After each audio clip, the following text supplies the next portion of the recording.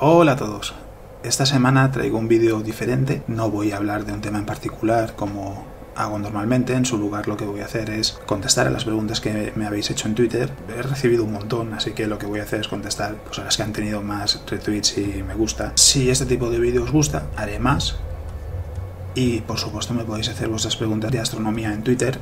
Normalmente haré lo mismo de esta semana, lanzar un tweet en el que os diga aquí podéis poner vuestras preguntas, así tengo un lugar en el que encontrarlas todas y elegir las más populares, las que más gente comparta, porque así sabré que esas son las preguntas que os interesan más, porque ya os lo dije, cualquier tema dentro de lo que es el mundo de astronomía sirve. Así que, dicho esto, vamos manos a la obra. Víctor Bonkenovi pregunta: ¿de dónde sale la energía necesaria para la creación del universo en el Big Bang?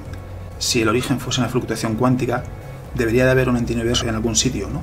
¿De dónde sale la energía del universo? Es algo que no sabemos, es uno de los grandes retos de la ciencia. Quizás sea una pregunta que nunca llegue a tener respuesta, porque el principio del universo, que es en la teoría del Big Bang, como seguramente sabéis, lo único que sabemos es que toda la energía del universo estaba comprimida en un punto infinitamente pequeño y con una temperatura extremadamente elevada. No es que fuese infinitamente pequeño, pero sí extremadamente pequeño. Y eso en un momento dado explotó, entre comillas, no es una explosión literal, pero de ahí nació el universo. ¿Cómo apareció esa energía o de dónde viene esa energía que luego dio lugar al universo con el Big Bang? Es una pregunta que hoy por hoy no tiene respuesta, quizás no la tenga nunca, como digo, y es difícil a día de hoy tener una hipótesis, porque es que estamos hablando de algo que ni siquiera se ha podido estudiar. Pensad que aquello de lo que sí que tenemos evidencia, que se ha podido observar directamente, es la radiación de forma de microondas, la luz más antigua del universo, y todo lo que pasó en el Big Bang son cosas que se han deducido a partir de matemáticas y de diferentes estudios. Respecto a la otra pregunta, si debería haber un antiuniverso en algún sitio, no, por lo menos no, si estoy entendiendo la pregunta bien. Sí que puede haber otros universos. Una de las hipótesis que se plantea es que el mismo proceso que dio lugar al nacimiento del universo debió de dar nacimiento a otros universos. Al menos dentro de la física es una explicación posible, pero eso no quiere decir que esté hecho de antimateria. La antimateria y la materia se crean a la vez, y de hecho eso es una de las preguntas del universo. Si la física fuese estrictamente correcta en todo su sentido, en todo lo que entendemos, el universo no debería existir, porque en el Big Bang se crearon pares de materia y antimateria de diferentes tipos. La materia y la antimateria se aniquilan cuando entran en contacto, y sin embargo hay más materia que antimateria. Es decir, algo sucedió en el universo y se cree que simplemente que a medida que se iba enfriando se creaba menos antimateria, y por eso la materia es más abundante y nuestro universo está hecho de materia. ¿Podría haber un universo en el que la antimateria ganase? Sí. No sabemos si hay otros universos, pero físicamente sí podría haberla, y sería un universo como el nuestro. Pardal La Soledad pregunta: ¿existe el límite para un agujero negro supermasivo? ¿Cuánto universo puede caber en él? Los agujeros negros no son aspiradoras. Eso es una de las cosas que hay que tener clara, que lo he comentado más de una vez. Los agujeros negros no atraen materia con una distancia infinita, solo pueden absorber aquello que está suficientemente cerca de su atracción gravitatoria como para no poder escapar. Entonces, la cantidad de materia que puede absorber un agujero negro es básicamente aquello que esté lo suficientemente cerca como para poder absorberlo. Ya está, es decir, el agujero negro supermasivo en el centro de la Vía Láctea, Sagitario A estrella, no va a absorber la Vía Láctea, ni siquiera un porcentaje significativo. Tendría que pasar algo, quizás con la colisión de Andrómeda dentro de 4.000 millones de años.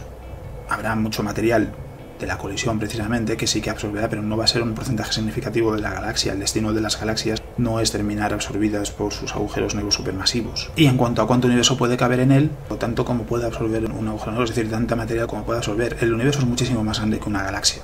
Entonces, ¿cuánto universo puede caber en él? Un agujero negro supermasivo, por muy supermasivo que sea, va a absorber una cantidad muy pequeñita de la materia que hay en el universo. Jesús Brizuela pregunta: ¿cuál ha sido la noticia sobre astronomía en general que más te ha impactado en los últimos meses, años, por sorprendente, inesperada y esperanzadora? La verdad es que ha habido varias.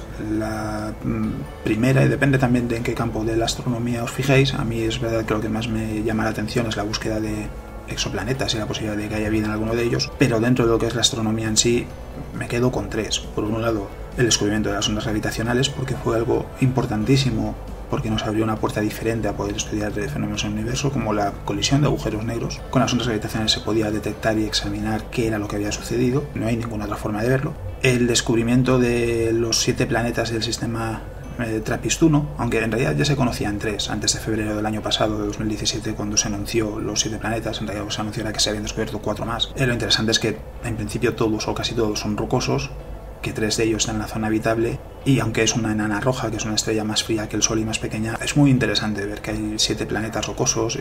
Abre muchísimas posibilidades en cuanto a que si hubiese vida en uno de ellos, la vida podría trasladarse de un planeta a otro con mucha más facilidad que en el sistema solar, por ejemplo. Es decir, es un descubrimiento dentro de lo que es la búsqueda de vida en otros lugares de la galaxia que es muy interesante, aunque quedan otras cuestiones porque no está claro si las enanas rojas tienen planetas que puedan ser habitables realmente por cómo son. Y también ya este año, y a mucho seguro que os suena, el lanzamiento del cohete Falcon Heavy de SpaceX, porque tenemos otra vez la posibilidad de llegar a la Luna con un cohete lo suficientemente potente, porque desde la década de los años 70, cuando termina el programa Apolo, no teníamos un cohete con esa potencia. Ahora lo tenemos. No va a volar, porque en su lugar Elon Musk ha dicho que va a utilizar el Big Falcon Rocket, en el que ya están trabajando y esperan utilizarlo el año que viene, pero verlo volar y ver que además lo consiguió la primera, puso el coche en órbita, etcétera, fue sin duda una de las grandes noticias de los últimos años. Otra de las preguntas que os ha gustado mucho ha sido de Pardal Asolellat también, que dice: ¿hay alguna teoría, pensamiento, suposición más allá del horizonte de sucesos? Imagino que aquí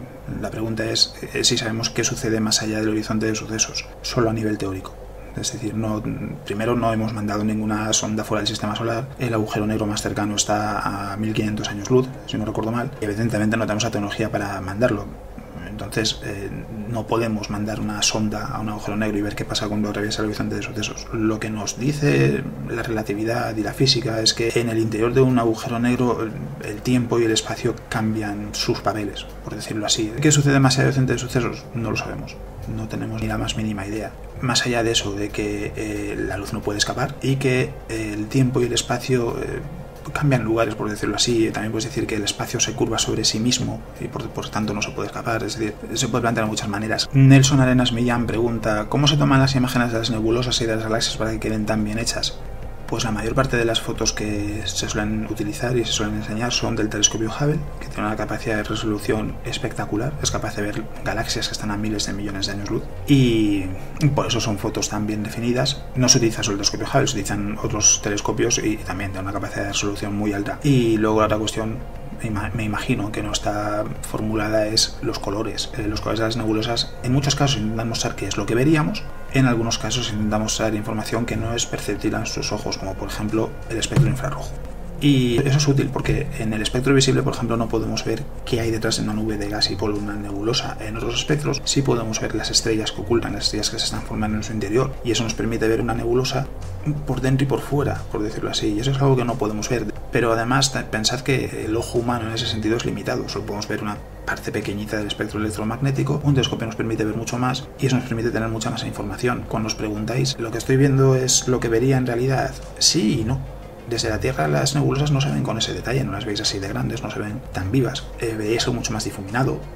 Y si estuvieseis allí, en una nebulosa, no veríais ni de broma eso, porque por un lado es un objeto tridimensional, una nebulosa no es una cosa plana en 2 dimensiones, es tridimensional, su forma sería diferente, pero además seguramente en el interior de la nebulosa ni siquiera os daríais cuenta de que estáis en una nebulosa porque es muy difusa, no la veríais. Entonces, preguntarse si realmente tiene ese aspecto es una pregunta que no es, aunque es interesante, no es lo que os debería preocupar, en el sentido de que sí, lo que os está enseñando es más o menos lo que vemos desde la Tierra, pero se intenta mejorar y que sea fácil de ver. JJ pregunta, dice: me gustaría plantear una duda que suelo leer en tu tablón a la inversa.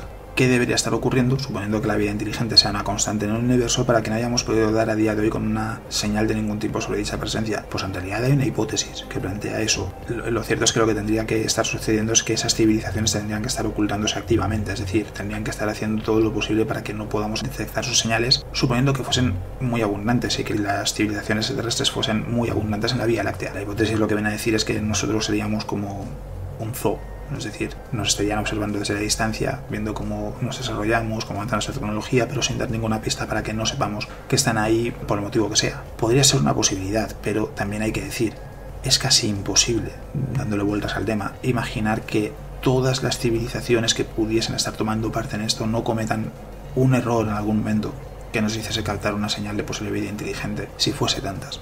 Y no ha pasado. Entonces, en principio, y lo que parece es eso, que si hay vida en otros lugares, simplemente todavía no tenemos la tecnología para detectarlo y probablemente la vida inteligente no debe de ser muy abundante porque no la vemos, o por lo menos no está cerca de nosotros. César pregunta, ¿qué cambiaría en la Tierra si tuviera los anillos de Saturno y sus tantos satélites? Bueno, sus tantos satélites no podría tenerlos. La Tierra no es lo suficientemente masiva como para tener tantos satélites en las órbitas y distancias que tiene Saturno. No sería un sistema estable. ¿Qué pasaría en cuanto a los anillos? Pues un poco de todo. Depende de cómo sucediesen. Si surgiesen de repente, que no hay ningún proceso que lo pueda causar o justificar en el curso de una vida humana, por ejemplo, sería muy caótico, porque pensad que hay muchos animales que utilizan la luna para guiarse, utilizan la luz del sol, entonces el brillo de los anillos de Saturno en la Tierra serían un problema. Para nosotros también supondría un problema. Por las noches tendríamos el brillo extra de los anillos, así que habría consecuencias y la vida probablemente se adaptaría. Esto en cuanto a los anillos. Y en cuanto a los satélites, como digo, no sería un sistema estable seguramente y muchos de los satélites se perderían. Parte de eso ya habría que mirar en detalle cada satélite y cómo afectaría. Pero si, como digo, tendría consecuencias. No sería ni tan bonito ni tan idílico como puede parecer. Y es una pregunta que parece simple, pero en realidad es bastante más compleja de lo que se plantea. Leila González pregunta, ¿cómo se hace para saber de qué está formado un planeta? Depende. Si es en el sistema solar, por ejemplo, Marte, lo podemos estudiar de varias maneras. Por un lado tenemos rovers y sondas en su órbita, pero también tenemos meteoritos de Marte, que han caído en la Tierra, y en vez de meteoritos del cinturón de asteroides, por ejemplo. Entonces, en algunos casos se pueden estudiar las mosas directamente, también porque se han ido a recoger como los astronautas cuando fueron a la Luna, pero normalmente en el caso de exoplanetas, por ejemplo, y en muchos otros casos lo que hay que utilizar es telescopios, ya sea en el espacio o en la Tierra. Entonces lo que se utiliza es un instrumento llamado un espectrómetro, que lo que hace es separar una señal en sus componentes primarios. Normalmente es la luz lo que se analiza, pero puede ser también, por ejemplo, los elementos químicos y separarlos por su masa.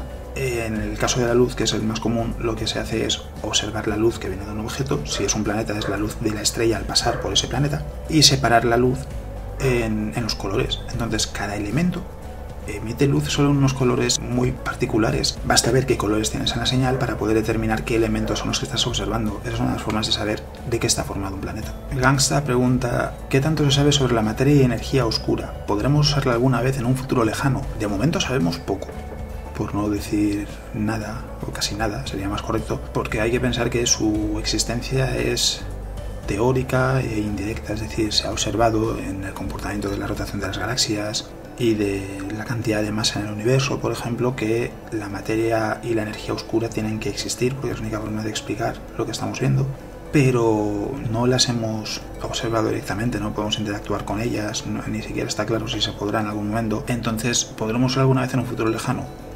No lo sabemos.